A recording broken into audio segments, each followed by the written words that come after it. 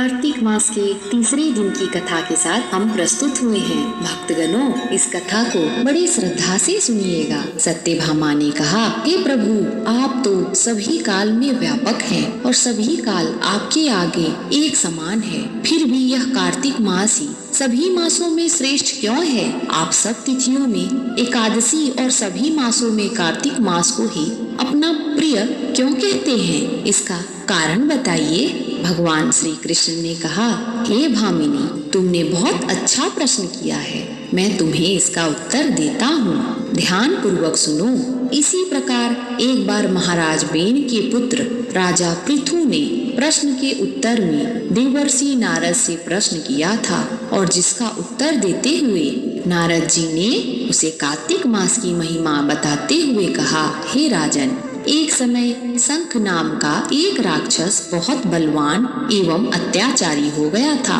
उसके अत्याचार से तीनों लोकों में त्राही त्राही मच गई थी। उस शंखासुर ने स्वर्ग में निवास करने वाले देवताओं पर विजय प्राप्त कर इंद्र आदि देवताओं एवं लोकपालों के अधिकारों को छीन लिया। उससे भयभीत होकर समस्त देवता अपने परिवार के सदस्य के साथ समेरु पर्वत की गुफाओं में बहुत दिनों तक छिपे रहे।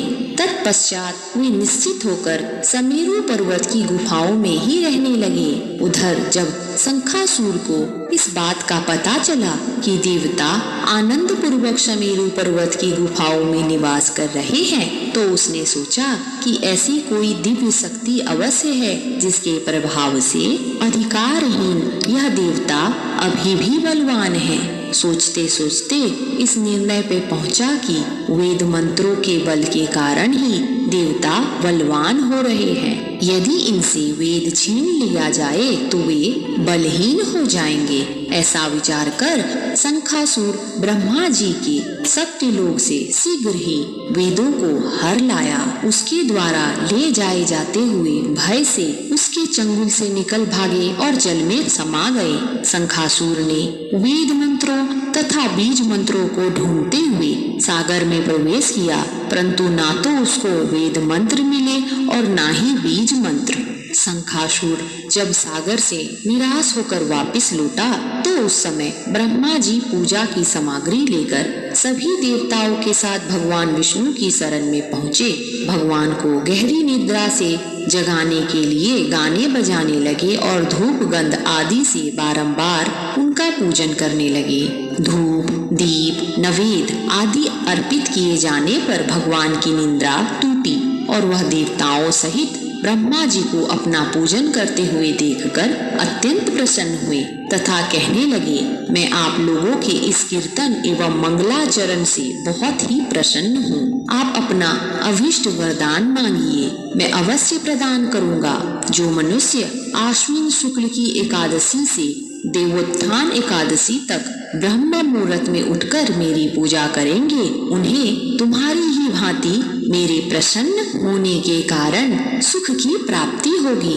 आप लोग जो पाद, अर्घ्य, आचमन और जल आदि सामग्री मेरे लिए लाए हैं, वे अनंत गुणों वाली होकर आपका कल्याण करेगी। शंखासुर द्वारा हरे गए संपूर्ण वेद जल में स्थित हैं। मैं सागर पुत्र शंखासुर का वध करके उन वेदों को अभी लाए देता हूँ।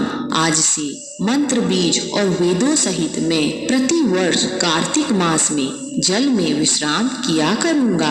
अब मैं मत्स्य का रूप धारण करके जल में जाता हूँ। तुम सब देवता भी मुनीश्वरों सहित मेरे साथ जल में आओ। इस कार्तिक मास में जो श्रेष्ठ मनुष्य प्रातः काल स्नान करते हैं, वे सब यज्ञ में अवभृत स्नान द्वारा भली भांति नहा लेते हैं। हे देवेंद्र, कार्तिक मास में व्रत करने वालों को सब प्रकार से धन, पुत्र, पुत्री आदि देते रहना और उसकी सभी आपत्तियों से रक्षा करना। हे धनपति कुबेर, मेरी आज्ञा के अनुसार तुम उसके धन धान्य की वृद्धि करना, क्योंकि इस प्रकार का आचरण करने वाला मनुष्य मेरा रूप धारण करके जीवन मुक्त हो जाता है। जो मनुष्य जन्म से लेकर मृत्यु पर्यंत विधि पूर्वक इस उत्तम व्रत का पालन करता है, वह आप लोगों का सेवा भी पूजनीय है। कार्तिक शुक्ल पक्ष की एकादशी तिथि को तुम लोगों ने मुझे जगाया है, इसलिए यह तिथि मेरे लिए अत्यंत प्रतिदायिनी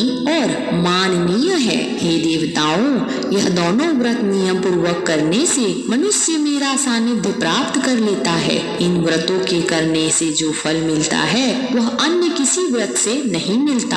अतः प्रत्येक मनुष्य को सुखी और निरोगा रहने के लिए कार्तिक महात्म्य और एकादशी की कथा सुनते हुए इन नियमों का पालन करना चाहिए। यहीं पर समाप्त होती है कार्तिक माह के तीसरे दिन की कथा। भक्तगणों, आपसे निवेदन है कि हमारे चैनल को सब्सक्राइब कर लें और वीडियो को लाइक भी कर लें। धन्यवाद।